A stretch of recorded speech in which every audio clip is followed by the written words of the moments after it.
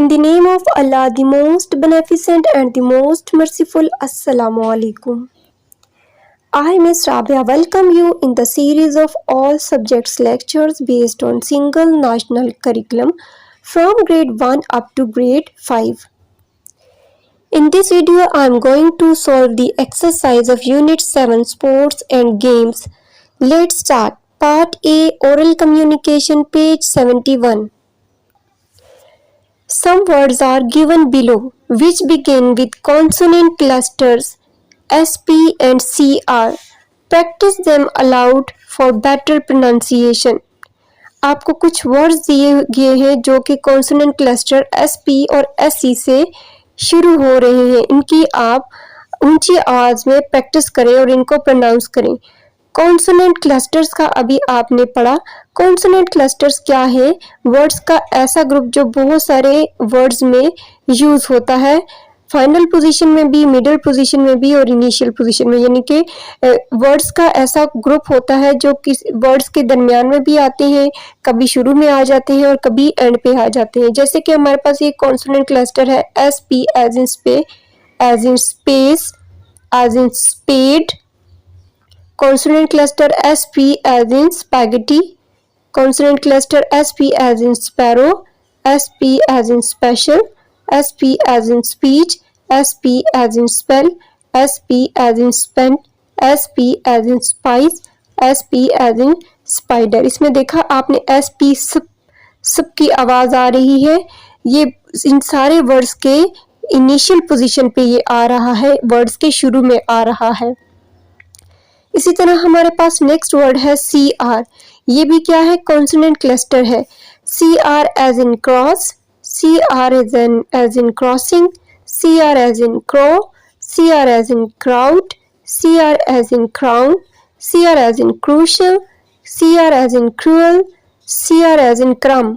इसको आप क्रम बोलेंगे, बा साउंड यहाँ पे साइलेंट है. CR as in cry, CR as in crisp, CR as in crowd. ये सेकेंड टाइम पे क्राउड आ रहा है. Move on page 72. Learning to speak. Some statements are given below. नीचे कुछ आपको स्टेटमेंट्स दी गई हैं. Express your opinion in favour of और अगेंस्ट इट. आपने अपनी राय का इजहार करना है. अगर आप इसकी फेवर में हैं यानी कि आप इसके हक में हैं तो भी, और अगर आप इसके हक में नहीं हैं तो भी. स्टेटमेंट्स क्या है हमारे पास? देखिए एक एग्जांपल आपको दी गई है. स्टेटमेंट में हमारे पास स्टेटमेंट है schools should make sports compulsory for primary section. School को प्राइमरी सेक्शन के लिए स्पोर्ट्स जो है वो लाजमी करार देनी चाहिए. आपका ओपिनियन, यहाँ पे एक ओपिनियन दिया हुआ है yes everybody wants to play. बिल्कुल लाजमी करार देनी चाहिए क्योंकि हर किसी को खेलना पसंद है, हर कोई खेलना पसंद करता है. We need coaches to learn games. हमें गेम्स को सीखने के लिए कोचेस की ज़रूरत है. Games are fun but a lot of time is wasted. इसके बारे में मेरा ओपिनियन है yes, games are fun but we should not spend much time on games. Next is field games are better than video games. Yes, field games are better than video games because field games give us body fitness. Next is hockey is more important than cricket. So students, both games are important. Hockey is national game and cricket is international game. Local games should be played in schools more often. क्या मुकामी खेल जो है वो अक्सर school में खेले जाने चाहिए? No, local games should not be played in schools. Next activity is tug of war, रस्साकशी की game. Lead and follow the arrange a game among the students of your class. कि अपनी क्लास हम जमातों के साथ जो है वो एक गेम का इनेकाद करें. Some instructions are given to help you. कुछ हिदायत हैं जो आपकी मदद करेंगी, रहनुमाई करेंगी. Let's read the instructions. Divide the class into groups under the supervision of your teacher. अपनी टीचर की निगरानी में अपनी जमात को 2 ग्रुप्स में तकसीम कर दें। Number 2, those who don't want to play can become the referee and judges। Number 2 पे है कि जो बच्चे नहीं खेलना चाहते उनको या रेफरी बना दें या जजेस बना लें, यानी हर एक ने पार्टिसिपेट ज़रूर करना है। Number 3, take permission from the teacher for the use of rope to play during your sport time. फिर अपनी उस्तानी से इजाज़त लें कि आप खेल के दौरान जो है वो रस्सी को इस्तेमाल करेंगे। Move on page 73। Ask your class fellows. अपने हम जमातों से पूछें who wants to play tug of war. कौन रस्साकशी खेलना चाहता है। We need to choose captain for 2 teams. दोनों टीमों के लिए हमें एक कैप्टन चुनना है, ठीक है ना, एक एक कैप्टन चुनना है। Who wants to become a referee. Referee कौन बनना चाहता है। वी वांट 3 जजेस। Raise up your hand. मुझे 3 जजेस चाहिए। उसके लिए जो इंटरेस्टेड है अपने हाथ खड़ा करे। We take permission from the teacher for rope a match during sport period. जी, अब टीचर से क्या परमिशन लेनी है, रस्सी की और स्पोर्ट पीरियड के दौरान इस मैच की, यानी कि रस्साकशी के मैच की। तो 3 क्लास के स्टूडेंट्स इसको करेंगे। Next is read aloud, sing the given song. I am bouncing, bouncing everywhere. I bounce and I bounce into the air. I bouncing like a ball. I bounce and then I fall. Now sight words. Say and spell the given words. Sight words वो होते हैं जिनके spellings आपको memorise करने पड़ते हैं सही तरह से, ताकि आप जैसे ही उन वर्ड्स को देखें फ़ौरन से आप उनको देखते ही प्रोनाउंस कर लें। Play, share, ground, sports. Part B, reading and critical thinking. Reading comprehension. Read the text again and answer the following questions. What is the passage type? A poem, a drama, a story, a piece of information. कि आपका जो lesson है वो क्या है, कोई drama है, कोई कहानी है, या कोई नज़म है, या piece of information. So the correct answer is it is a piece of information. Next question is there are 4 paragraphs in the text, give a title to each one. कि आपके जो लेसन में 4 पैराग्राफ्स हैं, हर एक paragraph को आपने एक एक नाम देना है। So the title of the first paragraph is importance of sports and games, कि स्पोर्ट्स और गेम्स की अहमियत। And the title of second paragraph is types of games. And the title of third paragraph is popular games played by girls and boys. And the title of fourth paragraph is advantages of games. Next question is what is the team celebrating at the end? कि आखिर में जो team है वो क्या मना रही है, कौन सा खुशी का मुकाम जो है वो उनके लिए है और वो क्या मना रहे हैं। Answer is the team is celebrating the victory, कि अपनी जीत की खुशी जो है वो मना रही है वो team. Next question is should we play games with the family members, कि हमें अपने फैमिली मेंबर्स के साथ गेम्स खेलनी चाहिए। Yes, we should play games with our family members. Now analytical reading, read the following situation, select one option out of the 3, give reason to justify your answer. कि इन सूरत हाल को पढ़ें जो आपको दी गई हैं, इनमें से किसी एक का इंतखाब करें और फिर उसको जस्टिफाई करें, रीज़न भी बताएं कि आपने इसका इंतखाब क्यों किया। Let's read. While playing cricket in the street, के गली में क्रिकेट खेलते हुए, you hit the ball for a 6, कि 6 पे आपने बॉल को हिट किया। It smashes glass of a window, के खिड़की का जो है शीशा उसने तोड़ दिया बॉल ने। व्हाट विल यू डू, कि आप क्या करेंगे। Number 1 run away and hide, भाग जाएंगे और छुप जाएंगे। Number 2 go to that house to say sorry, उस घर जाएंगे और माफी मांगेंगे।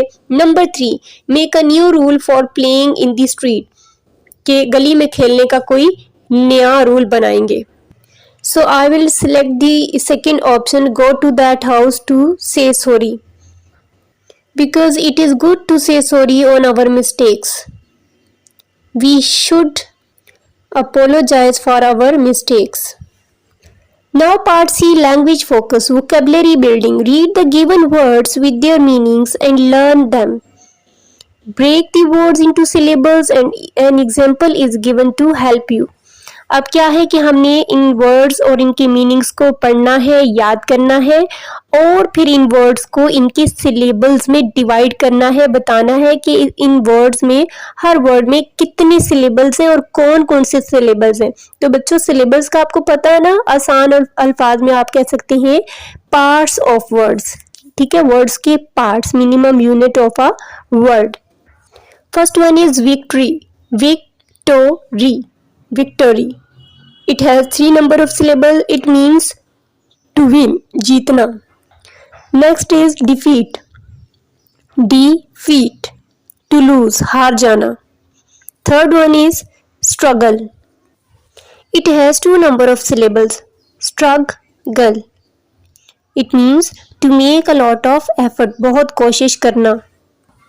Next word is sibling, 2 number of syllables. Sibling, a brother or a sister, बहन भाई. Cheerful, it has 2 number of syllables. Cheerful.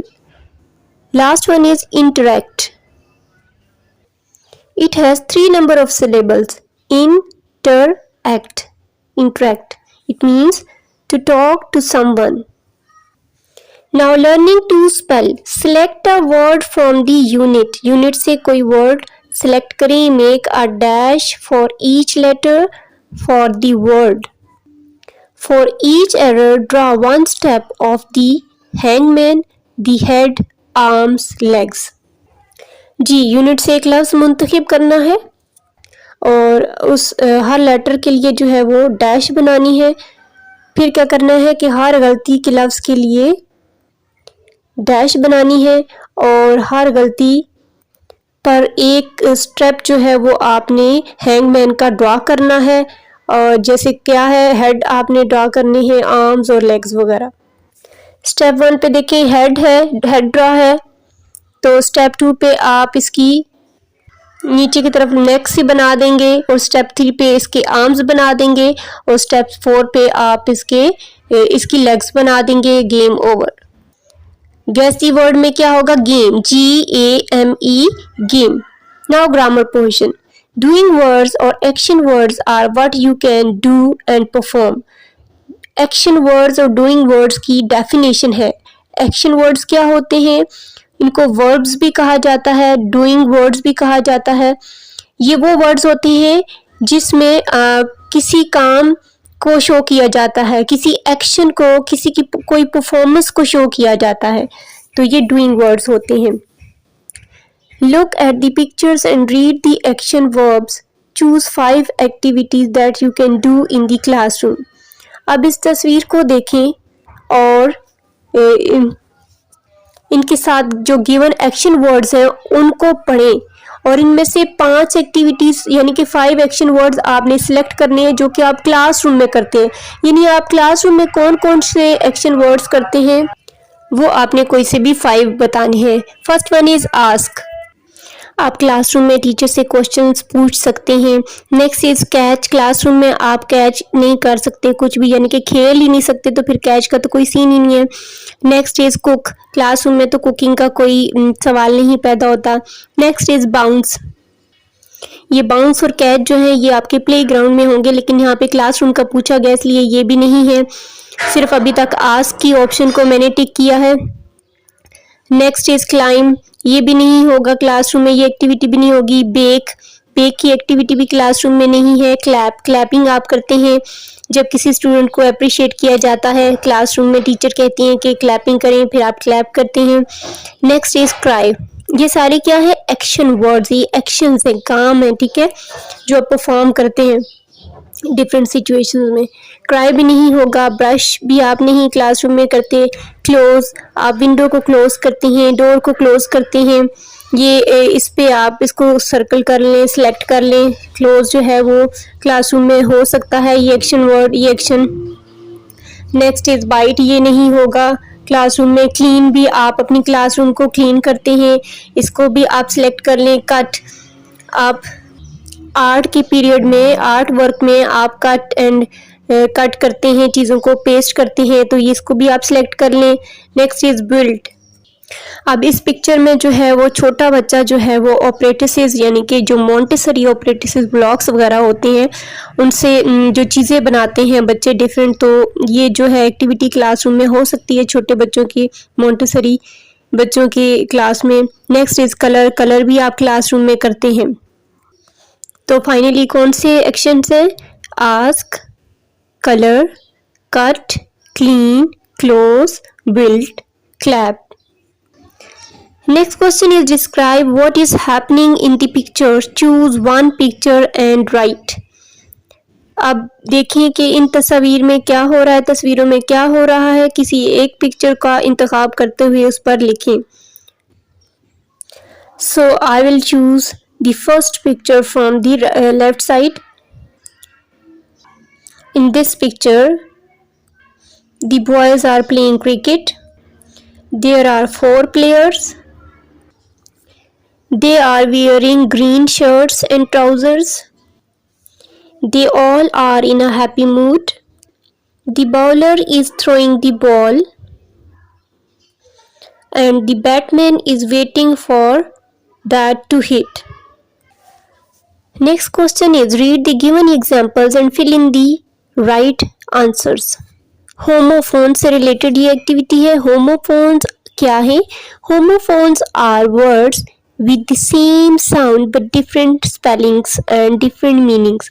Homophone वो वर्ड्स हैं जिनकी जब हम उनको प्रोनाउंस करते हैं तो प्रोनाउंसिएशन एक ही होती है, साउंड्स एक जैसे ही होती हैं, लेकिन उनकी स्पेलिंग्स और उनके मीनिंग्स जो है वो डिफरेंट होते हैं। तो ऐसे वर्ड्स को होमोफोन्स कहते हैं। First one is I will write my name. अब नेक्स्ट हमारे पास 2 ऑप्शंस गिवन है, राइट आर से और राइट डब्ल्यू से। ठीक है, पहले वाले राइट का मतलब है दुरुस्त और दूसरे वाले डब्ल्यू वाले राइट का मतलब है लिखना।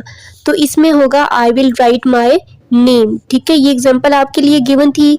Number 2, she at a dash for lunch. First पे है PEAR पियर यानी कि नाशपाती। नेक्स्ट इज PAIR पेयर यानी कि जोड़ा। तो करेक्ट वर्ड यहाँ पे जो आएगा वो होगा pear for lunch, PEAR pear. Third is the cat dash the race. First one is one, WON, one का मतलब है जीतना, और दूसरा है ONE, वन, जिसका मतलब है एक। तो इसमें WON, वन जीतने वाला आएगा। The cat won the race. Next is she threw the dash ball in the air. First one is BLEW blue and second is BLUE blue. तो इसमें हम लिखेंगे ब्लू, BLUE ब्लू यानी कि नीले रंग की ball. Next is there is an dash in the whole.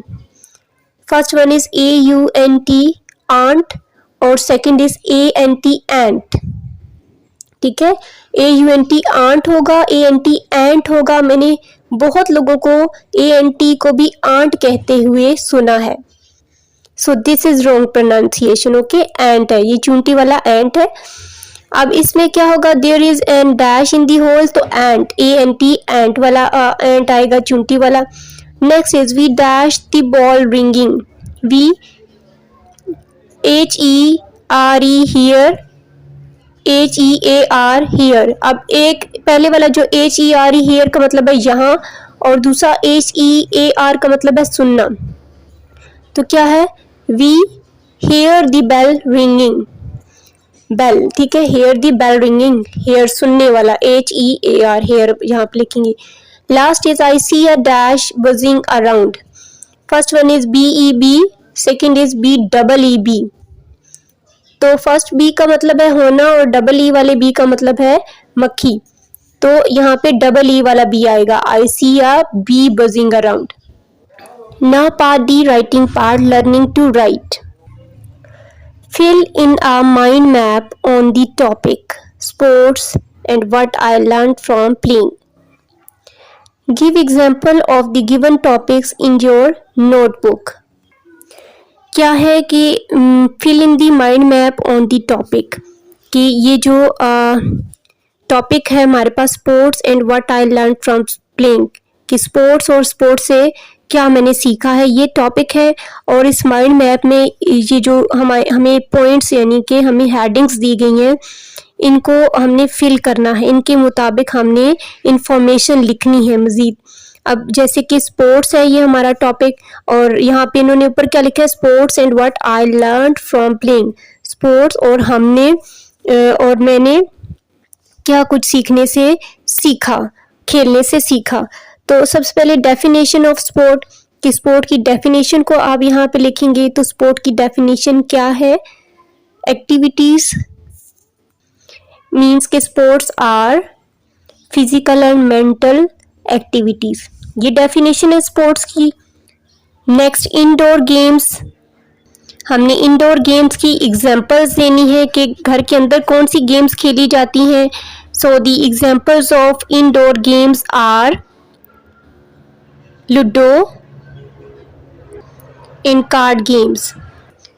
Now outdoor sports with examples, अब घर के बाहर जो हम स्पोर्ट्स खेलते हैं, इंडोर में देखिए इन्होंने गेम्स का नाम दिया है, आउटडोर में स्पोर्ट्स है, ठीक है। स्पोर्ट्स और गेम्स का डिफरेंस मैंने आपको लेसन के स्टार्ट में बता दिया था।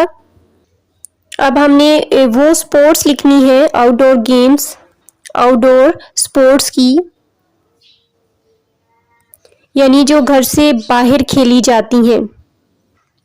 सो outdoor games are those games which played in outside of the house, like in playground. Examples are cricket, hockey, football. Okay. Next is local games and examples. मैं बिल्कुल सीक्वेंस से आपको ये पॉइंट्स करवा रही हूँ कि इसके बाद इसकी तरतीब होनी चाहिए। लोकल गेम्स की एग्जाम्पल्स क्या है, स्किपिंग रोप, कबड्डी, पिट्ठू गरम। Okay, now importance of sports, कि स्पोर्ट्स की क्या इंपॉर्टेंस है ये हमने लिखनी है। So the importance of sport is sports and games develop good mental and physical health. It gives us confidence and leadership qualities. And last point is my favorite game and reason. So students, my favorite game is Ludo, because I am girl and for girl I think it's. Now creative writing. Write 4 lines using given hints to analyze the pictures A and B. दिए गए hints को इस्तेमाल करते हुए 4 लाइनें लिखनी है, picture A और B को एनालाइज करना है। गिवन हिंट्स क्या है, game, players, action, your opinion. तो इन पिक्चर्स यानी A और B पे 4 लाइंस, 4 ही हमें हिंट्स गिवन है और 4 ही लाइंस लिखनी है इन हिंट्स के अकॉर्डिंग। फर्स्ट हिंट है गेम, तो हमने अब वर्ड गेम को यूज करते हुए सेंटेंस बनाना है। In picture A the boys are playing the game cricket. Number 2 पे है hint players. Second sentence is it has 11 players. Third is action, तो सेंटेंस होगा the players' actions are showing that they are enjoying this game. Last hint है your opinion, यानी कि इन पे अपना कोई ओपिनियन, अपनी कोई राय देनी है। तो ओपिनियन क्या होगा, games and sports are very important for our physical and mental health. Next activity is make a sports day invitation card. An example is given to help you invite your parents, relatives to see you playing games. Write the following information. Information आपको given है for यानी sports day activity, किसके लिए card बनाना है, sports day activity के लिए। Where यानी कि ये एक्टिविटी कहाँ हो रही है, उस जगह का जो नेम है वो मेंशन करना है। किस दिन हो रही है वो डेट आप मेंशन करेंगे, किस वक्त ये आपकी एक्टिविटी यानी स्पोर्ट्स कब स्टार्ट होंगी, किस टाइम स्टार्ट होंगी, ये आपने लिखना है। फिर एंड पे आपने अपना नेम लिखना है। साथ देखिए कार्ड की एक पिक्चर बनी हुई है और उसके साथ लिखी हुई है सारी चीज़ें कि क्या क्या आपने इस पे मेंशन करना है। इसी तरह का आपने एक कार्ड जो है वो डिज़ाइन करना है।